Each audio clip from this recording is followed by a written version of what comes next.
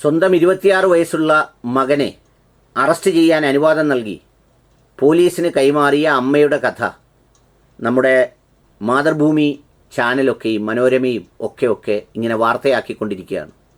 ആ വാർത്തയാക്കുന്നതിൻ്റെ കാരണം ഒരു കാലത്ത് പട്ടികടി പോലെ, പിന്നെ കുട്ടിയടി പോലെ, പിന്നെ പണ്ടത്തെ കോവിഡ് പോലെ ഇപ്പോൾ മയക്കുമരുന്ന് എന്ന് പറയുന്ന ഒരു സംഗതി ഒരു ജീവൻ വെച്ച് കുറച്ച് ദിവസമായി നിലനിൽക്കുകയാണ്. കേരളത്തിലെ ഒരു രീതി അനുസരിച്ച് എത്ര നാൾ ഇത് ആയുസോടെ ഉണ്ടാകും എന്ന് നമുക്കറിയില്ല. എന്തായാലും ഇപ്പം ജീവനോടെ കിടന്ന് പുളയ്ക്കുന്നത് ഈ മയക്കുമരുന്നും സംഗതിയുമൊക്കെയാണ്. അതിലൊരമ്മയുടെ കഥയാണ് ഈ സംഭവത്തിന് ആധാരമായി പറയുന്നത്. ഇത് വാർത്തയായി ഇങ്ങനെ പുറത്തേക്ക് വിടുമ്പോഴും രണ്ട് കാര്യങ്ങൾ ഇതിൽ പ്രസക്തമായി നമ്മളെ കേൾക്കുന്നവർ മനസ്സിലാക്കേണ്ടതുണ്ട്.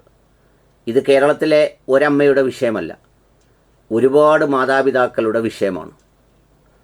ഇതിന് മയക്കുമരുന്നും കള്ളും ചാരായവും വിദേശമദ്യവും അടക്കമുള്ള എല്ലാ മദ്യവും എല്ലാ ലഹരി വസ്തുക്കളും ഇതിനൊരു നിദാനമായ സംഗതിയാണ്.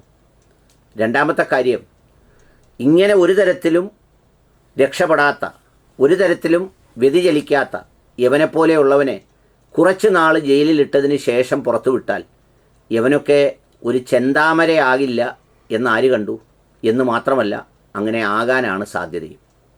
ഇവിടെ രണ്ട് കാര്യങ്ങളുണ്ട്, രണ്ട് പ്രവാചക വർജനങ്ങൾ ഇവിടെ ശ്രദ്ധേയമാണ്.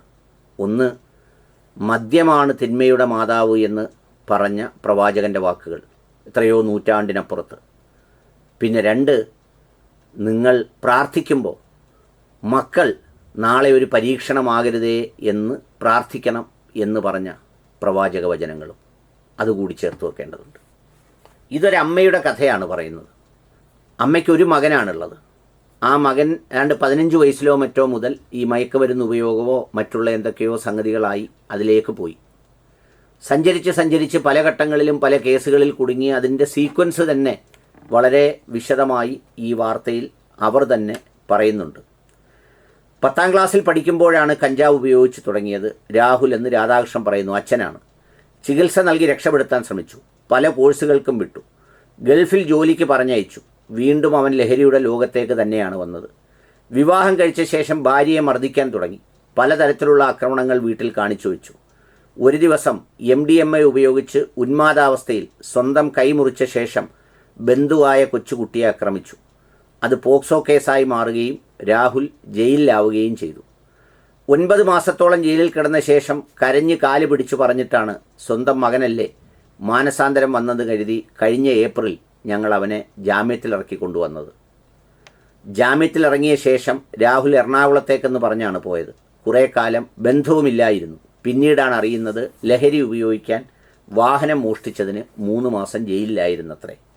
ഡിസംബർ 6-നാണ് തിരിച്ചു വന്നത്. തൻ്റെ പേരിൽ 6 കേസുകളുണ്ടെന്നും അതെല്ലാം വാറണ്ടായി കിടക്കുകയാണെന്നും പോലീസിനോട് പറയരുതെന്നും പറഞ്ഞു. മകൻ നന്നായെന്ന് കരുതി പോലീസിനെ വിവരമറിയിച്ചില്ല. കുറച്ചു കാലം പ്രശ്നങ്ങൾ ഉണ്ടായിരുന്നില്ല. പിന്നീട് ഇടയ്ക്ക് പണം ചോദിക്കും, കൊടുത്തില്ലെങ്കിൽ ബഹളമുണ്ടാക്കും. അങ്ങനെ പതിയെ അക്രമ സ്വഭാവത്തിലേക്ക് വന്നു തുടങ്ങി. പുറത്തു പോയി വരുമ്പോൾ വല്ലാത്ത അവസ്ഥയിലായിരിക്കും അക്രമം കാണിക്കുക. എല്ലാം കണ്ടും കേട്ടും സഹിച്ചു നിന്നു. വ്യാഴാഴ്ച TV കാണുന്നതിനിടയിൽ അവൻ ഞങ്ങൾ കളികയാക്കുകയാണെന്ന് കരുതി പെട്ടെന്ന് എഴുന്നേറ്റു. പ്രായമായ അമ്മയെ അടിക്കാനൊരുങ്ങിയപ്പോൾ ഞാൻ മുന്നിൽ കയറി നിന്നു. പിന്നെയാണ് പറയുന്നത് 4 മാസം കാലാവധിയായി, താൻ എല്ലാവരെയും ഒരുമിച്ച് കൊല്ലും, എന്തായാലും ജയിലിൽ പോകും, കൊന്നിട്ടേ പോകൂ എന്നൊക്കെ. വിദേശത്ത് നഴ്സായി ജോലി ചെയ്യുന്ന മകൾ അടുത്ത മാസം വരുമെന്നാണ് കരുതിയത്. അപ്പോൾ അവളെ കൂടി വകവരുത്താനാണ് ഉദ്ദേശമെന്ന് ഭയന്നുപോയി. ജീവിച്ചു തുടങ്ങുന്ന കുഞ്ഞിനെ അടക്കം ഇല്ലാതാക്കുമല്ലോ എന്ന് ഭയന്നു.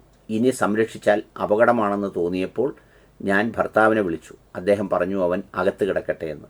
അങ്ങനെ പോലീസിനെ അറിയിച്ചു. പോലീസ് വന്ന് അവനെ കൂട്ടിക്കൊണ്ടുപോയി അറസ്റ്റ് ചെയ്തുകൊണ്ടുപോയി. ആലോചിക്കേണ്ടത്, ഒരമ്മ മകനെ പോലീസിന് പിടിച്ചുകൊടുത്ത കഥയാണ് പറയുന്നത്. ഇതിപ്പോൾ ഒരു വാർത്തയായിട്ടാണ് ചെയ്യുന്നത്. ഇതുപോലൊരു സംവിധാനം പോലീസ് തുടങ്ങിയാൽ, അതായത് ഈ മദ്യപിച്ച് മയക്കുമരുന്ന് ഉപയോഗിച്ച് വീട്ടിൽ ശല്യമുണ്ടാക്കുന്നവരെ തായോ എന്നൊരു അനൗൺസ്മെൻറ്റ് നടത്തിയാൽ കേരളത്തിൽ നിന്ന് 1000കണക്കിന് ചെറുപ്പക്കാരെ ഇതുപോലെ വിളിച്ചു കൊടുക്കാൻ അവർ തയ്യാറാണ്. മയക്കുമരുന്ന് മാത്രം പറഞ്ഞാൽ പോരാ, മദ്യവും കൂടി പറയണം. നമ്മളിപ്പോൾ മയക്കുമരുന്നിനെക്കുറിച്ച് മാത്രമാണ് സംസാരിക്കുന്നത്. നമുക്കൊരു പ്രത്യേകതയുണ്ട്. ഞാൻ സാധാരണ പോലീസിനെ കുറിച്ച് പറയുമ്പോൾ പറയാറുണ്ട്, അവർ ഈ മദ്യം പിടിക്കാൻ നിന്നാൽ അന്ന് വേറെ എന്ത് ക്രിമിനലുകൾ പോയാലും അവർ പിടിക്കത്തില്ല, അത് ഊതിക്കുക മാത്രമേ ചെയ്യത്തുള്ളൂ. ഹെൽമെറ്റ് പിടിക്കാൻ നിൽക്കുമ്പോൾ ഹെൽമെറ്റ് മാത്രമേ പിടിക്കൂ എന്ന് പറഞ്ഞതുപോലെ ഇപ്പം നമ്മൾ ചർച്ച ചെയ്യുന്നത് ഈ പറയുന്ന MDMA കുറിച്ചാണ്. പക്ഷേ ഇതിനേക്കാൾ അതിതീവ്രമായി മദ്യം ഓരോ വീട്ടിലും ഉണ്ടാക്കുന്ന പ്രശ്നമുണ്ട്. അതിനെക്കുറിച്ച് സർക്കാരും എക്സൈസ് വകുപ്പും ഒന്നും ആവേശത്തിൽ പറയില്ല. കാരണം എന്താ? അതൊരു സ്ഥലത്ത് വളരെ ശക്തമായി പ്രൊമോട്ട് ചെയ്തുകൊണ്ടിരിക്കുകയാണ്. അത് വിൽക്കുന്നതിൻ്റെ വരുമാനമാണ് നമ്മുടെ ലാഭം. അത് വിൽക്കുന്നതാണ് പ്രായമായവർക്ക് പെൻഷൻ കൊടുക്കുന്നതെന്നാണ് പറയുന്നത്. എന്ന് പറഞ്ഞാൽ ഇത് കുടിക്കുന്ന കൊച്ചുമക്കളുടെ ഇടിയും ഇത് വാങ്ങുന്ന പെൻഷനൂടെ ചേർത്ത് കോമ്പൻസേറ്റ് ചെയ്യുന്ന രീതിയിലാണ് ഇത് നടന്നു പോകുന്നത്. അവിടെയാണ് ഞാൻ നേരത്തെ പറഞ്ഞ രണ്ട് കാര്യങ്ങളും പ്രവാചക വചനങ്ങളും പ്രസക്തമാകുന്നത്. മദ്യം ഈ പറയുന്ന തിന്മയുടെ മാതാവാണ്, നോ ഡൗട്ട്. അതിൽ നിന്നാണ് തുടക്കം. അതിൻ്റെ വെറൈറ്റീസാണ് ഇതെല്ലാം. അല്ലെങ്കിൽ ഇത് രണ്ടും കൂടി ചേർത്താണ് ഒരുപാട് ലഹരിക്ക് അടിമയായവർ കഴിക്കുന്നത്. അതുകൊണ്ട് ഒന്നിനെ മാത്രം ഇല്ലാതാക്കുന്നതോടുകൂടി എല്ലാം തീരുമെന്ന് കരുതുന്നത് മണ്ടത്തരമാണ്.